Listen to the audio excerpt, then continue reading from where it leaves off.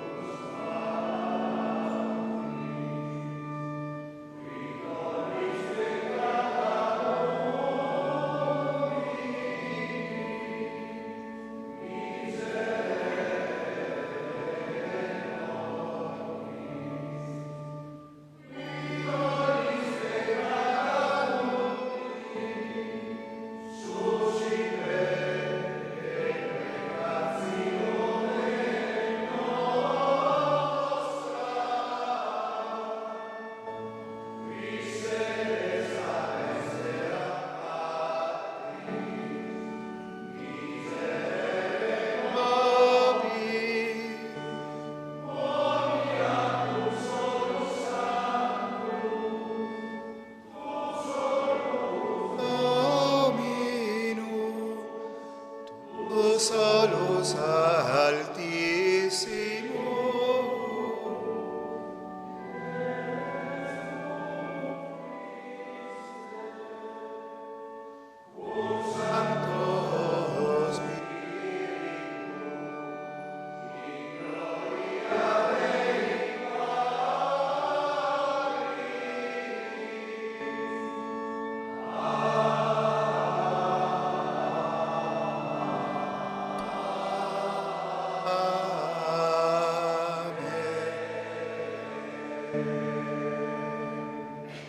Preghiamo.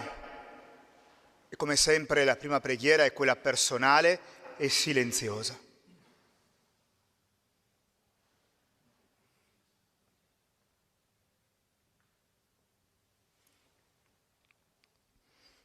O Dio, amante della vita, che nel tuo Figlio sei venuto a cercare ed a salvare chi era perduto.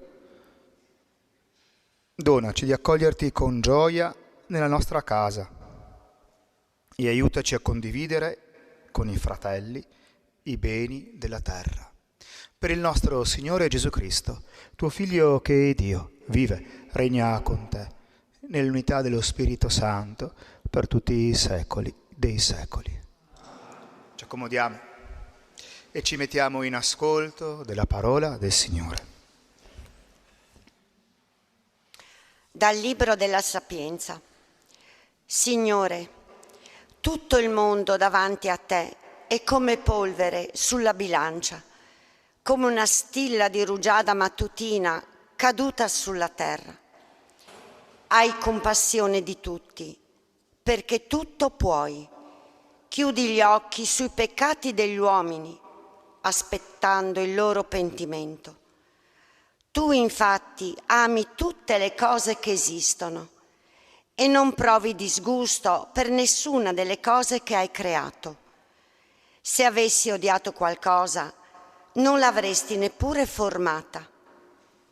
Come potrebbe sussistere una cosa se tu non l'avessi voluta? Potrebbe conservarsi ciò che da te non fu chiamato all'esistenza?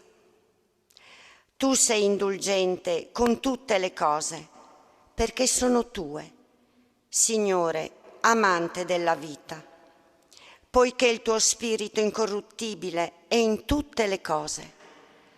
Per questo tu correggi a poco quelli che sbagliano e li ammonisci, ricordando loro in che cosa hanno peccato, perché messa da parte ogni malizia, credano in te, Signore. Parola di Dio. Insieme diciamo: benedirò il tuo nome per sempre, Signore. O Dio, mio Re, voglio esaltarti e benedire il tuo nome in eterno e per sempre. Ti voglio benedire ogni giorno, lodare il tuo nome in eterno e per sempre. Misericordioso e pietoso è il Signore, lento all'ira e grande nell'amore. Buono è il Signore verso tutti, la sua tenerezza si espande su tutte le creature.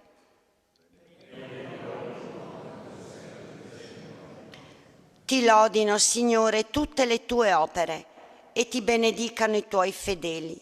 Dicano la gloria del tuo regno e parlino della tua potenza. Fedele è il Signore in tutte le sue parole e buono in tutte le sue opere. Il Signore sostiene quelli che vacillano e rialza chiunque è caduto.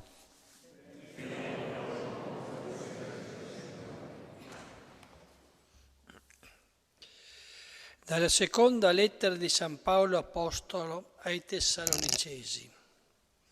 Fratelli, preghiamo continuamente per voi, perché il nostro Dio vi renda degni della sua chiamata e, con la sua potenza, porti a compimento ogni proposito di bene e l'opera della vostra fede, perché sia glorificato il nome del Signore nostro Gesù in voi e voi in Lui, secondo la grazia del nostro Dio e del Signore Gesù Cristo. Riguardo alla venuta del Signore nostro Gesù Cristo e al nostro radunarci con Lui, vi preghiamo, fratelli, di non lasciarvi troppo presto confondere la mente e allarmare né da ispirazioni né da discorsi né da qualche lettera fatta passare come nostra, quasi che il giorno del Signore sia già presente. Parola di Dio.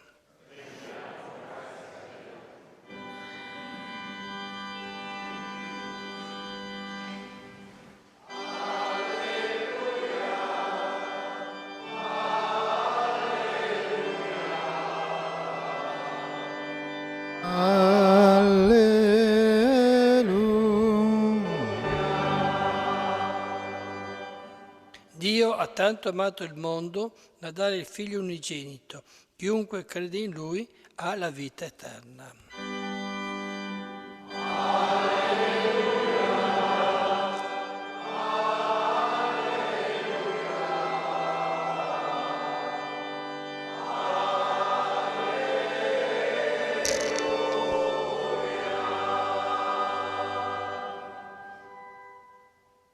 Dominus vobiscum, et cum spiritu tuo, lectio sancti Evangelii secundum Lucam.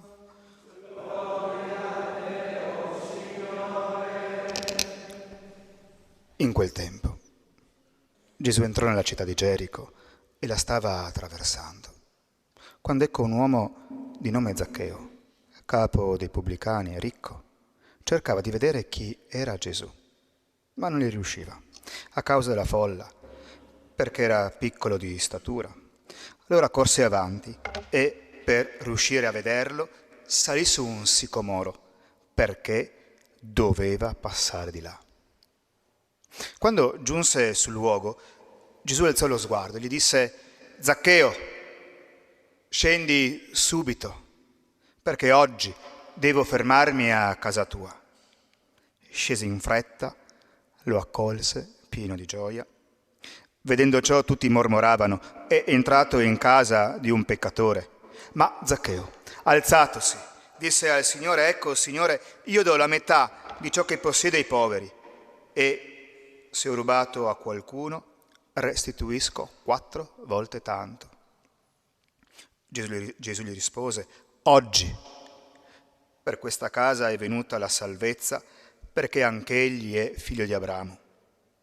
Il figlio dell'uomo infatti è venuto a cercare ed a salvare ciò che era perduto». Verbum Domini, laus tibi Christe. Alleluia.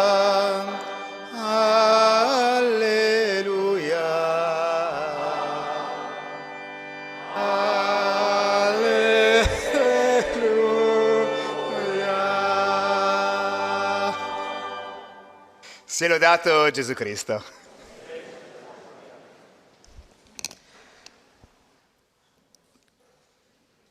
Oggi devo venire a casa tua. Le parole che Cristo rivolge a Zaccheo sono parole che valgono questa mattina, come sempre, ma oggi in particolare per ognuno di noi. Sì. Il Signore desidera entrare nella nostra storia. Mi piace pensare che la casa non è solo luogo di mura dove ci si protegge, ma appunto è la nostra esistenza, la nostra vita, quell'intimo sacrario dove non dobbiamo usare né maschere né mascherine. Siamo noi. Ebbene, lì, dice il Signore, lì, qui dentro, io devo venire. Allora mi piace mettere in evidenza due libertà che diventano anche per il Signore un sogno. Devo venire a casa tua. E questo dovere, quasi a ricordarci la missione che Dio in Cristo ci rivela, andare in cerca dell'uomo, dove l'uomo c'è. E questa è la libertà di Dio, la libertà di insistere, di entrare, di bussare, che si incontra, si scontra qualche volta con la nostra libertà di aprire la porta della nostra vita, di accoglierlo nella nostra storia. Ecco, il dovere di Dio si confronta con il desiderio mio di incontrare il Signore. Interessante, Zaccheo è un uomo peccatore, Luca lo mette in evidenza, era un pubblicano, era ricco, ma un pubblicano piccolo di statura. E la tradizione vuole che fosse anche un ladro, lo dice alla parte finale, quindi una persona mal vista dalla sua stessa comunità. Ma dentro il suo cuore c'è il desiderio di vedere, di fare esperienza.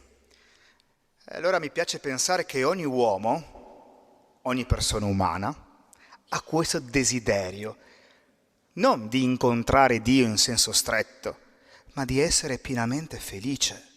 E noi sappiamo che Dio è via, verità, vita, è la felicità. Questo desiderio grande di Zaccheo. È vero, è un desiderio racchiuso in una vita fatta di peccato, di limiti, di fallimenti, di relazioni, di rapporti. È interessante, dentro il suo cuore c'è questa domanda. Allora vale anche per noi. Io dico, lo affermo, dentro il cuore di ognuno di noi c'è il desiderio di incontrare Dio.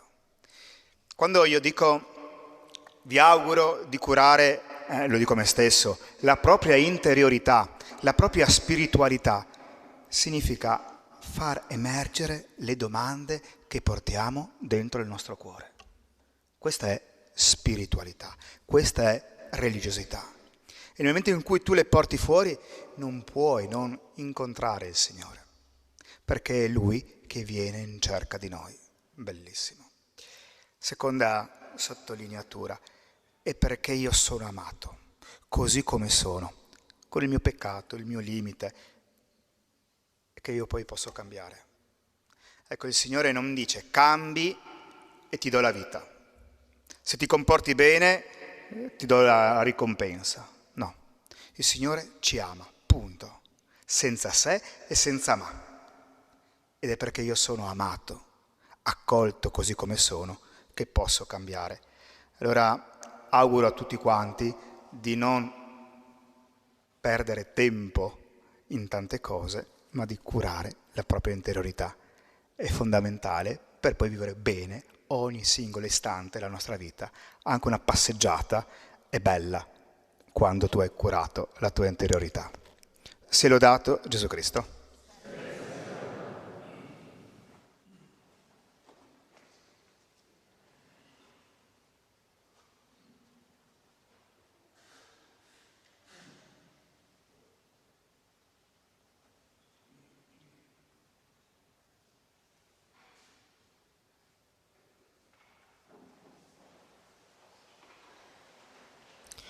E domenica, per cui in comunione con il Vescovo di Roma, con tutta la Chiesa, professiamo la nostra fede. Domando a me stesso e a voi, credete in Dio, Padre Onnipotente, Creatore del cielo e della terra?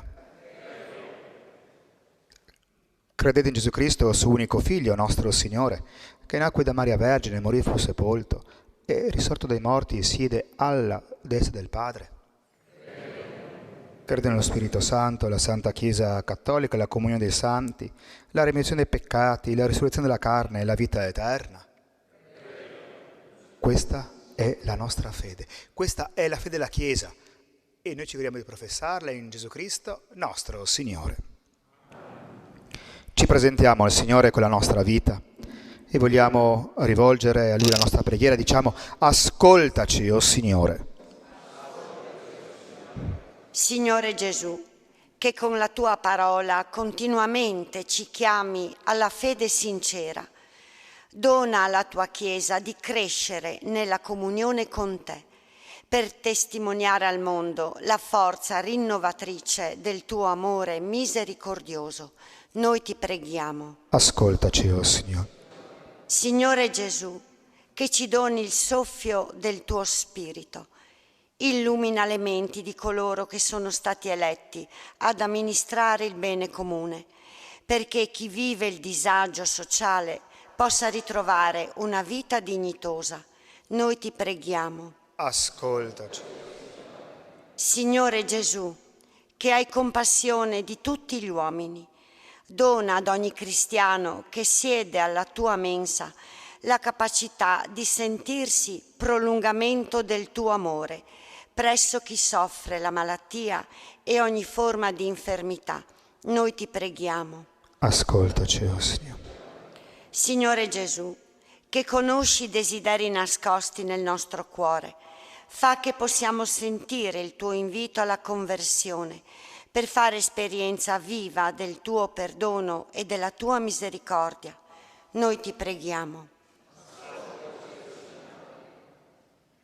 Nel cuore portiamo la nostra preghiera personale, per la nostra esistenza, per le persone care che ci hanno preceduto nel regno dei cieli, per le persone a noi care, viventi.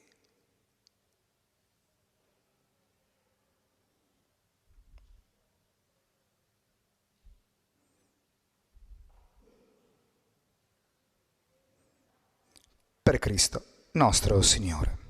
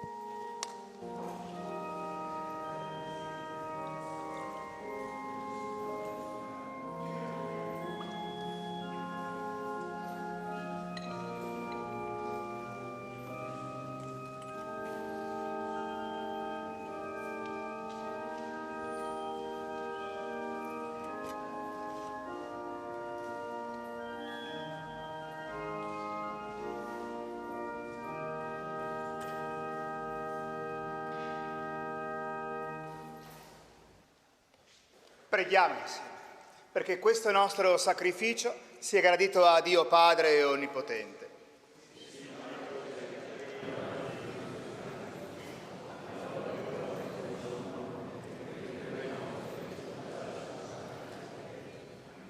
Questo sacrificio, Signore, sia per te offerta pura e per noi dono santo della tua misericordia, per Cristo nostro Signore. Signore, sia con voi.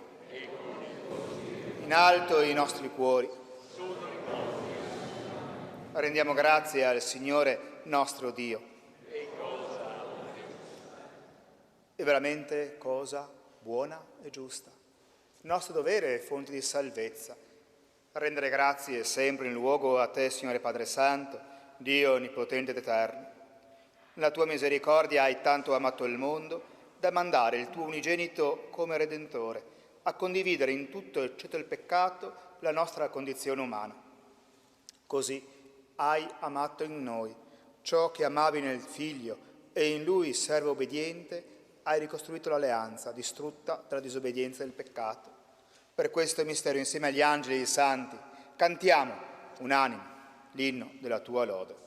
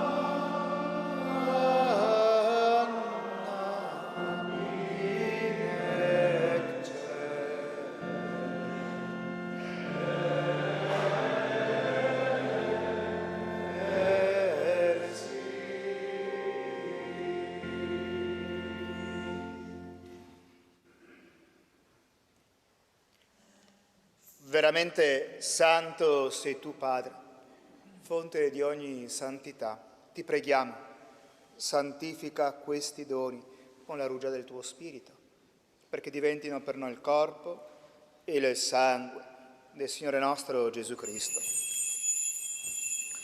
Egli, consegnandosi volontariamente alla passione, prese il pane e rese grazie, lo spezzò, lo diede ai suoi discepoli e disse: prendete e mangiatene tutti. Questo è il mio corpo, offerto in sacrificio per voi.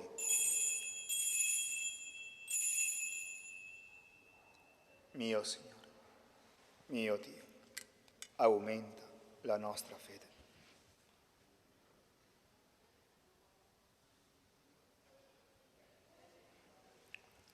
Allo stesso modo, dopo aver cenato, prese il calice, di nuovo ti rese grazie, lo diede ai suoi discepoli e disse: prendete e bevetene tutti. Questo è il calice del mio sangue, per la nuova ed eterna alleanza, versato per voi e per tutti in remissione dei peccati. Fate questo in memoria di me.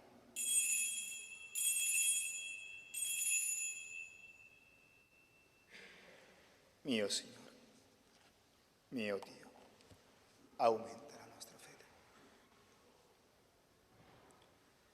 Mistero della fede.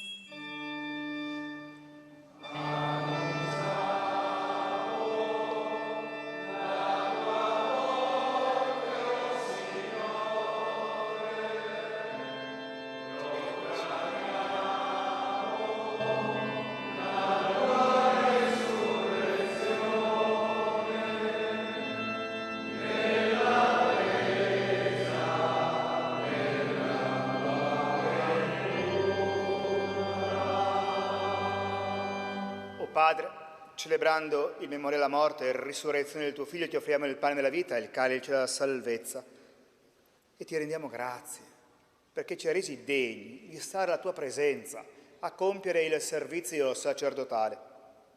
Ti preghiamo umilmente per la comunione del corpo e del sangue di Cristo, lo Spirito Santo ci riunisca in un solo corpo e in un solo Spirito. Ricordati, Padre, la tua Chiesa diffusa su tutta la terra e qui convocata nel giorno in cui Cristo ha vinto la morte e ci ha resi partecipi della sua vita immortale. Rendi perfetta questa Chiesa nell'amore, il nostro Papa Francesco, il nostro Vescovo Carlo, i presbiteri e i diaconi. Ricordati, Padre, anche dei nostri fratelli e sorelle che si sono addormentati nella speranza della risurrezione e nella tua misericordia di tutti i defunti. Ammettili alla luce del tuo volto.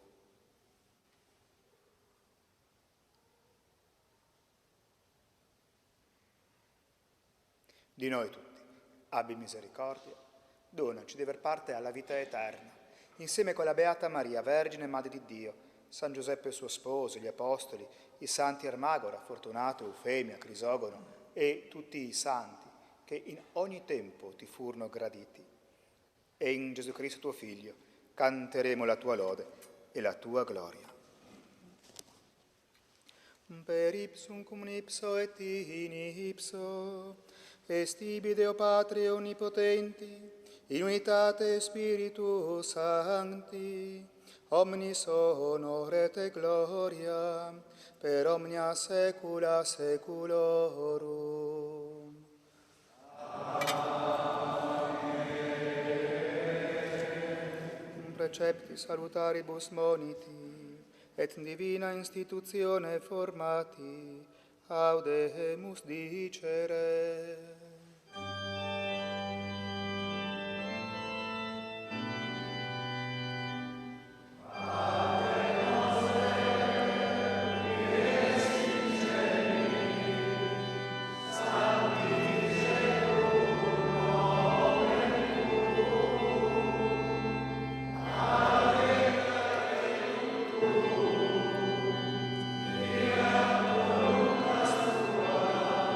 Signore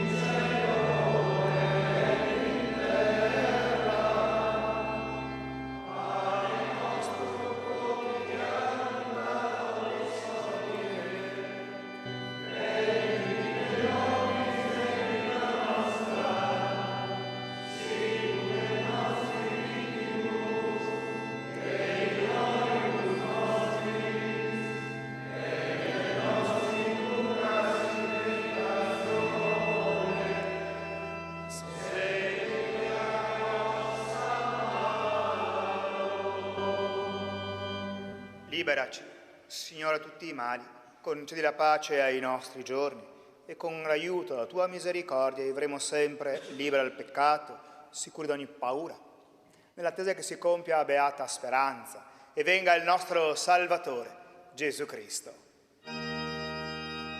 Tuo è il regno, tua è la potenza, nella gloria nei secoli.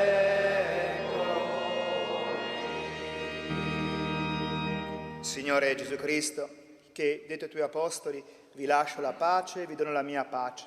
Non guardare i nostri peccati, i nostri errori, ma alla fede della tua Chiesa. Dona la pace e gioia, secondo la tua volontà, tu che vivi e regni nei secoli dei secoli. La pace del Signore sia sempre con tutti voi. Con lo sguardo ci scambiamo il dono della pace.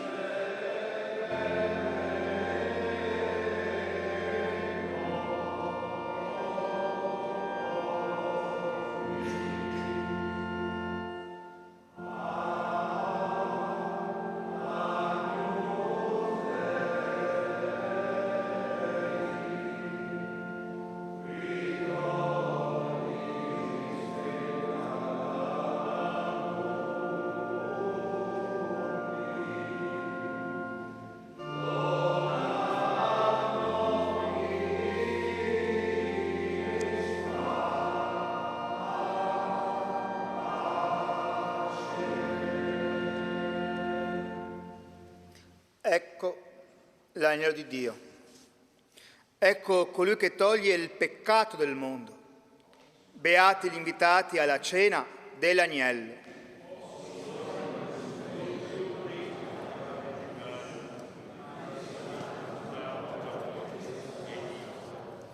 Corpo e il sangue di Cristo ci custodiscano per la vita eterna.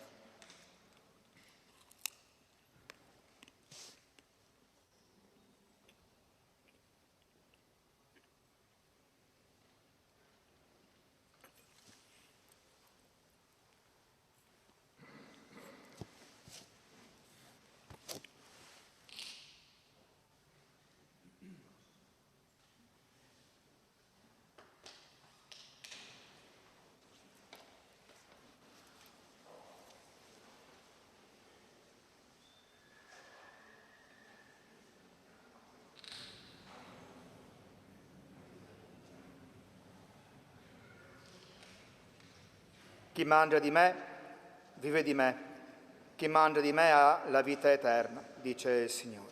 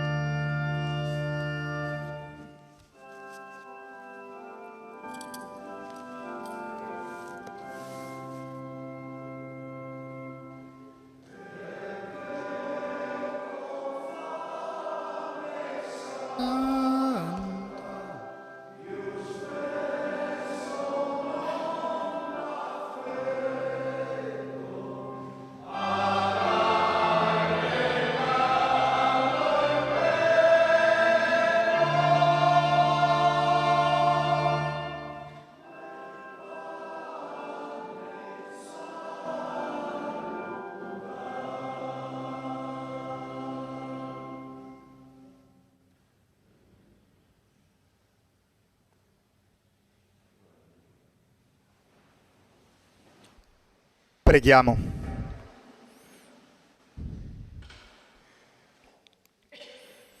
Rafforza in noi, Signore, la tua opera di salvezza, perché i sacramenti che ci nutrono in questa vita ci preparino a ricevere i beni che promettono. Per Cristo nostro Signore. Sono giorni importanti per la nostra comunità, ma per ognuno di noi. Sono i giorni della memoria, nei quali ricordare le persone a noi care che dal mistero di Dio pregano per noi e noi per loro. Martedì, festa di tutti i santi, ovviamente l'orario delle celebrazioni è quello festivo, in particolare durante questa Santa Messa loderemo il Signore in maniera solenne con il coro e l'orchestra Santa Cecilia. Nel pomeriggio del 1 novembre ci ritroveremo in cimitero per la preghiera e il suffragio per i nostri fratelli defunti che ricorderemo in modo particolare l'indomani, 2 novembre, alle ore 18 durante la Santa Messa, in cui nome per nome faremo memoria delle persone a noi care che in quest'ultimo anno ci hanno preceduto nel regno della vita. Domenica prossima, 6 novembre, vorremmo ricordare la dedicazione di questo Tempio, avvenuta il 3 novembre, questa basilica che i nostri cari ci hanno trasmesso e che siamo chiamati noi a rendere bella con la nostra preghiera e con la nostra presenza. Questo domenica prossima. Tanti appuntamenti per crescere nel senso di comunità e di popolo di Dio. Il Signore sia con voi. Vi benedica Dio Onnipotente, che è Padre e Figlio e Spirito Santo. Nel nome del Signore andiamo in pace. Buona domenica a tutti.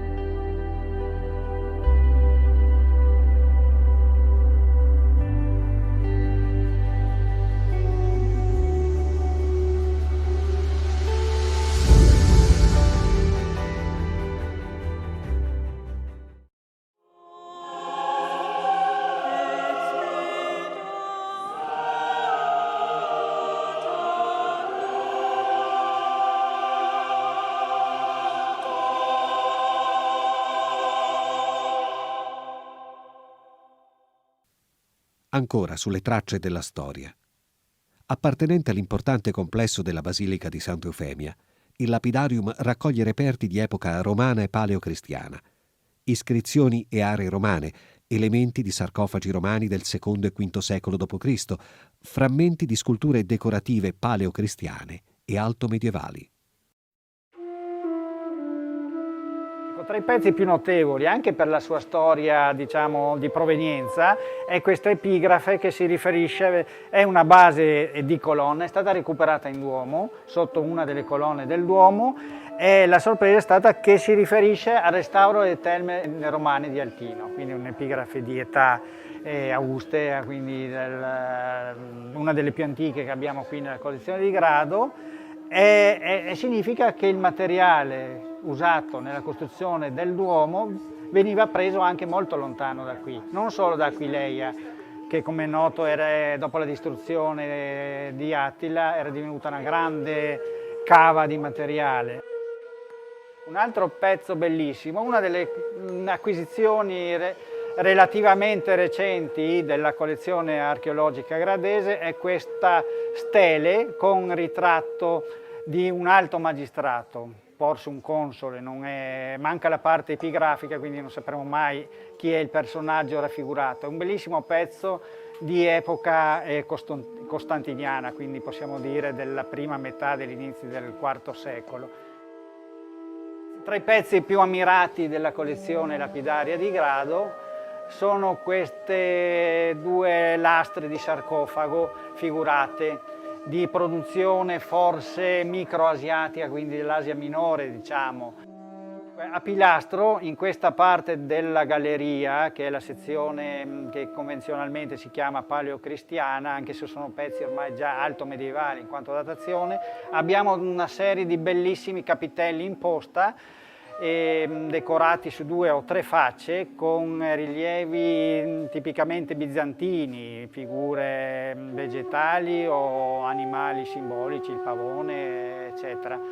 Le radici di una grande storia filiano un presente dove la cultura ha un ruolo importante.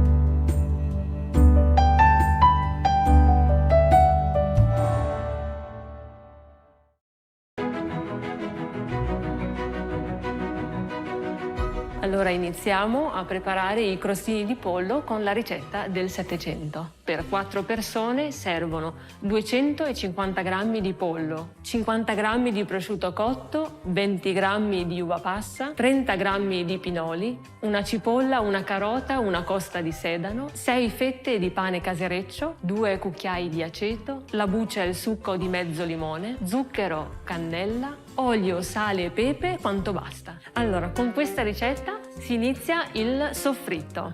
Allora, prendiamo le verdure del nostro orto. Sì, grazie a Dio, tutte le nostre verdure coltivate in regime biologico, profumatissime. A te, allora, prego. Grazie. Allora, a te la carota, io inizio allora col mio sedano. Facciamo una gara? Stato veloce? Sono sempre stata molto competitiva. Per me è tutta una gara. Io qui avevo sempre sua Rosaria, la nostra cara sorella che non c'è più, ma mi aveva insegnato di tagliarle tutte uguali. E mi era un po' difficile tagliare tutte uguali una carota, però mi insisteva sempre. Useremo anche questo stesso principio dopo, quando taglieremo il pollo e il prosciutto. Ci siamo, mi sa che sei... Ah, sto vincendo io, Eh sì, ma qui è una sfida farlo tutte uguali, Attenzione, attenzione alle dita. A parte che il tuo era più piccolo, non è giusto, È questione di lama, c'è un coltello vincente.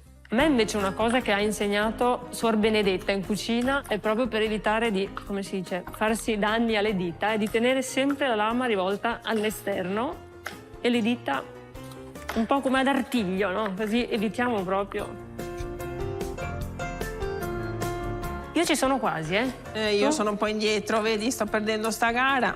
Io cronometro tutto. Quando guido la macchina, quando faccio una cosa, devo fare sempre i record. Anche quando taglio le carote dovrei fare un record. Certo, è passato tanto tempo, il fisico non è lo stesso, ma lo spirito è sempre quello. Allora adesso andremo a mettere l'olio nella nostra pentola. Senti qua, madre, questo è il nostro olio, quello nuovo. Mamma mia, che profumo! Profumatissimo. Con tutta la fatica che abbiamo fatto, il Densissimo. risultato è ottimo. Non troppo, dai. Via. Bene, ora Eccoci. ci mettiamo dentro le verdure. Adesso prima lo portiamo un pochettino su a temperatura, quindi Bene. ci spostiamo ai fuochi. Sì. E intanto ci prepariamo a versare dentro il nostro soffritto. Cosa ti porto per prima? Cominciamo anche dalle carote, va Dalle benissimo? carote? Sì. Le prendo così, va bene? Sì. Sì, siamo pronti. A lei. Per evitare, ecco sì. Con le Benissimo. carote ci siamo. Pronti, a ruota mettiamo insieme sia la cipolla che Prima il la sedano. cipolla, quindi. Sì. Ecco qua, va bene. Procediamo col nostro soffritto allora. Sì. Abbassiamo un po' la fiamma e lasciamo che il soffritto continui la sua cottura lentamente. Possiamo procedere con il pollo e con il prosciutto, a tagliarli come prima, madre, più o meno della stessa dimensione. Quindi facciamo un'altra gara o no? E vai, un'altra Mi sa che gara, io sì. adesso vado più veloce col prosciutto, il pollo mi sembra un po' più... Mi sa di sì, però accettiamo la sfida, ecco. La grande sportiva, no, che era, è chiaro che non si tira indietro nel lavoro, quindi bisogna stare al suo passo e quindi ecco. Queste poi sono gli ingredienti e le dosi che abbiamo trovato nella nostra ricetta, però nulla vieta di poter aggiungere magari più prosciutto, no? O di aggiungere qualcosa che dia più sapore, come anche un pezzetto di pancetta, quello che avete a casa, no? A che punto sei? Io ho fatto, mi sa Ai, che ai, ai. oggi sono arrivata prima io. Sì, indubbiamente. Ci siamo? Eh sì, eccoci qua. Allora, adesso che abbiamo tagliato per bene, no, il nostro prosciutto e il nostro pollo, andremo ad incorporarli al soffritto che è pronto. Mettiamo prima il pollo perché ci mette un pochino di più per arrosolarsi. Ecco il pollo. Ecco Intanto qua, io ti grazie. preparo il prosciutto Sì. nella ciotolina. Siamo giusti. Ecco là. Olè. Senti qua. Evviva. Allora. Lasciamo che il pollo prenda il suo bellissimo colore, un momento. Adesso possiamo aggiungere anche i cubettini di prosciutto allo stesso modo. Oh. Quanto tempo ci vorrà, Deborah? Nella ricetta c'è scritto almeno 40 minuti. Adesso aggiungiamo... Quindi facciamo in tempo a dire un rosario. Possiamo dire... Mezz'oretta. Così. Giusto. Nella cofanetta abbiamo riportate le ricette e il tempo era il tempo, veniva dettato dalla preghiera. A volte c'era il tempo di un credo, il tempo di un'Ave Maria. In questo caso, se ci vuole mezz'oretta, è il tempo di un rosario. È vero, è proprio vero. Va bene, allora adesso possiamo aggiungere i 2 cucchiai di aceto e il mezzo succo del limone. Io spremo il limone, va bene? Perfetto. Ok. Ecco qua. E prima di aggiungere il succo di limone lo facciamo sfumare un pochino, va bene? Aggiungiamo quindi anche il sapore inconfondibile del limone. Verso io? Sì, madre, certo. Perfetto. Ecco qui. Adesso possiamo incorporare prima l'uva passa. Questo molto lo bello. renderà agrodolce. Esatto.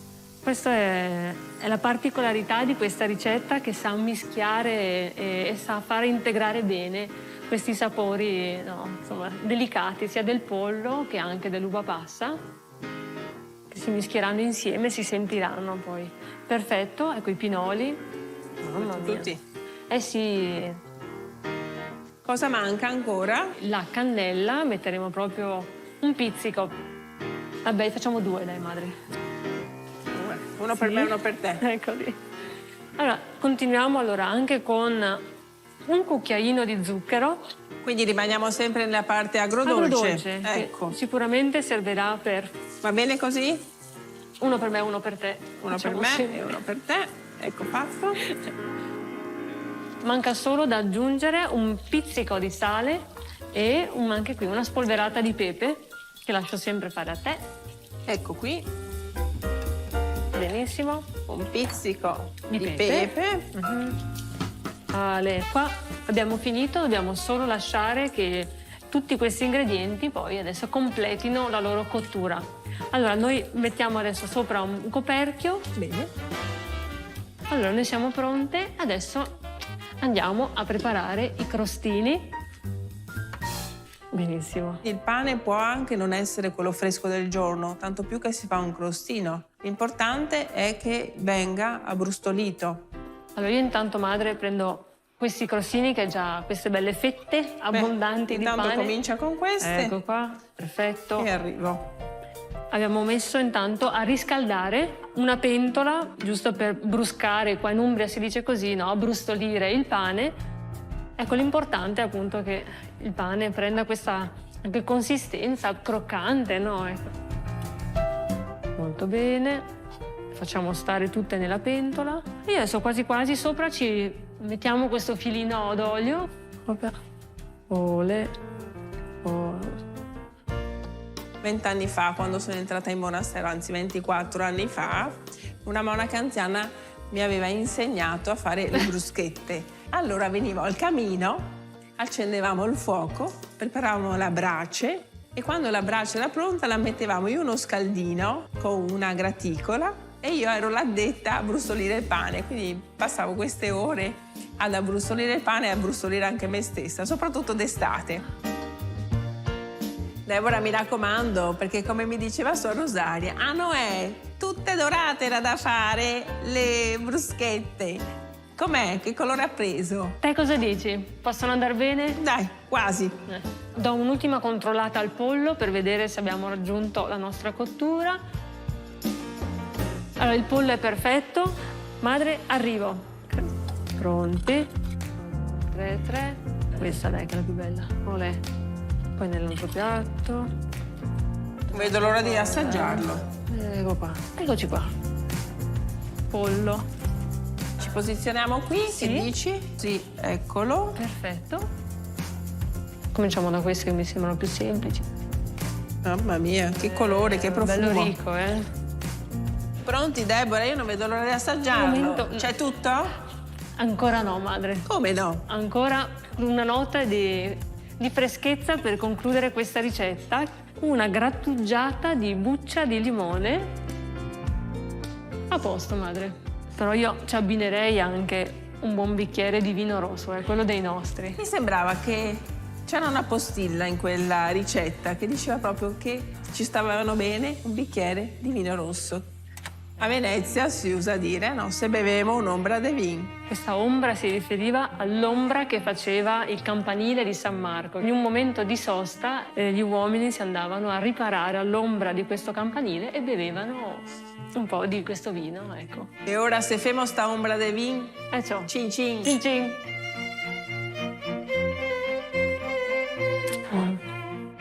Antica ricetta dei crostini di pollo del Settecento, dalla cucina delle monache direttamente a casa vostra.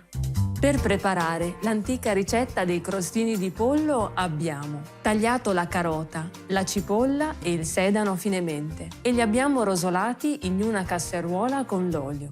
Nel frattempo abbiamo tagliato a cubetti il pollo e il prosciutto. Una volta pronto il soffritto abbiamo aggiunto il pollo, il prosciutto, l'aceto e il succo di mezzo limone. Sfumato l'aceto abbiamo aggiunto l'uva passa, i pinoli, lo zucchero e la cannella. Abbiamo coperto e lasciato cuocere per 30 minuti a fiamma medio-bassa. Nel frattempo abbiamo tostato il pane e una volta cotto il pollo lo abbiamo versato sui crostini e spolverato con buccia di limone grattugiato.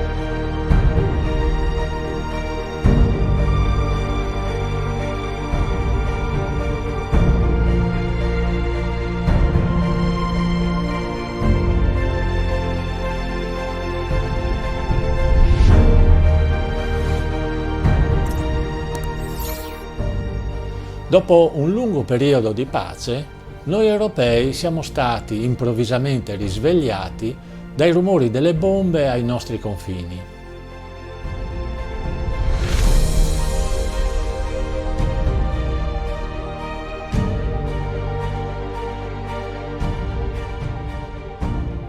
Personalmente incredulo che i disastri del passato non siano un monito per tutti, oggi voglio ricordare e condividere le assurdità delle guerre e come dei fatti che dovrebbero essere gestiti politicamente hanno invece trascinato popoli interi nell'inferno delle guerre mondiali. La prima guerra mondiale è iniziata a seguito dell'uccisione dell'erede al trono austro-ungarico Francesco Ferdinando e di sua moglie Sofia. Il tragico fatto è avvenuto per mano di uno studente irredentista bosniaco.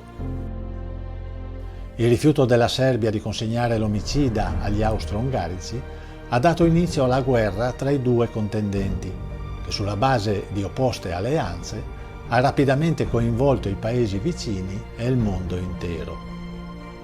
L'Italia si è schierata a favore della triplice alleanza tra Francia, Inghilterra e Russia.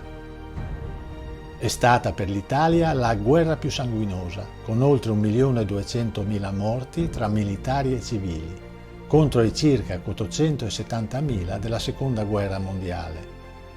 Il fronte principale era nella parte nord-orientale, lungo le frontiere alpine e la regione del Carso.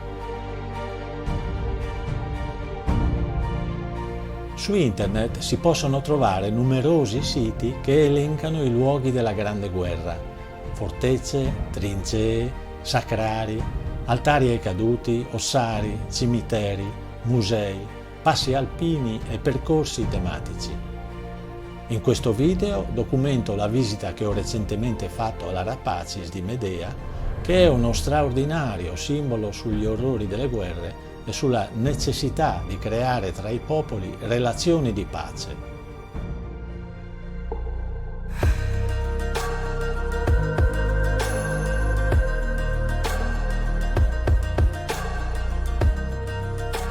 L'Arapacis Mundi è stata edificata nel 1951.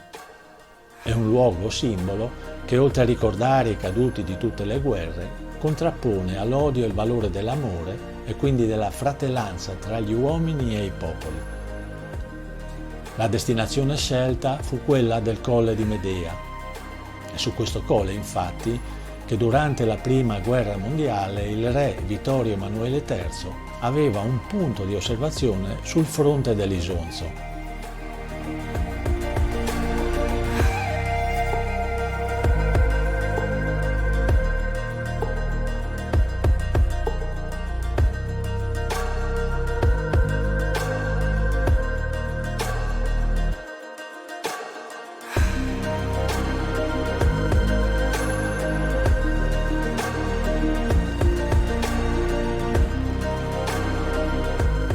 Lara è circondata da un imponente recinto in marmo travertino.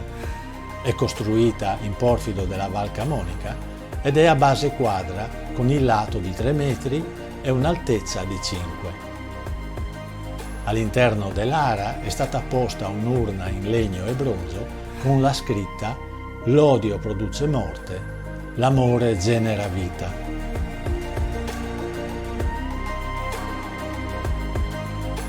L'urna contiene le zolle di terra di 800 cimiteri di guerra in Italia. Dopo la benedizione sull'altare della patria a Roma, il 6 maggio 1951 fu trasferita a Medea. I disastri delle ultime 2 guerre mondiali hanno convinto progressivamente varie nazioni a dare vita alla comunità europea, fondata sui valori di unità e di pace.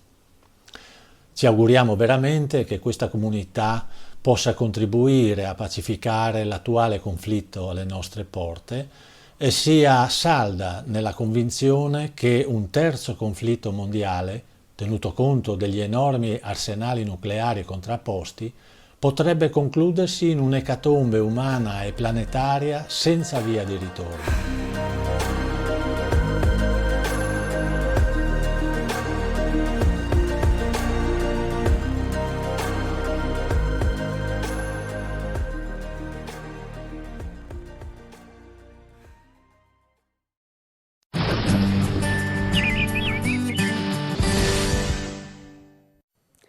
Amici di Trebi Meteo, ben ritrovati a questo aggiornamento con le previsioni per la giornata di domenica. La sinottica europea ci mostra quest'altro vortice intenso chiamato Debi che transita sull'Europa centro-settentrionale portando condizioni di forte maltempo su tutto il comparto europeo e a tratti anche sull'Italia, come andiamo a vedere adesso nel dettaglio. Partiamo dalla nuvolosità che ci mostra una prima parte di domenica ancora con nubi diffuse su tutta la penisola, poi gradualmente si aprirà qualche schiarita a partire dalle regioni settentrionali. Le piogge e i rovesci saranno diffusi ancora nella prima parte del giorno, localmente anche abbondanti, specialmente sul Triveneto, sul Friuli Venezia Giulia e anche sulla Toscana, già precedentemente coinvolta dall'alluvione, poi gradualmente col passare delle ore andranno attenuandosi su tutta la penisola. Vediamo dunque il dettaglio previsionale, ci mostra un'Italia ancora alle prese con l'instabilità, con il maltempo, soprattutto sul Triveneto, sui settori centrali e su tutto il versante tirrenico anche meridionale. Delle schiarite avanzeranno fin dal mattino a partire dal nord-ovest e dalla Sardegna, meno coinvolto il basso versante adriatico e ionico, ma anche qui con occasione per qualche locale piovasco. Venti sempre molto intensi di libeccio, oltre gli 80-90 km/h, di conseguenza il clima sarà ancora abbastanza mite, specie al centro-sud, dove si supereranno anche i 23-24 gradi. Con questo è tutto, maggiori dettagli sull'app gratuita di Trebi Meteo.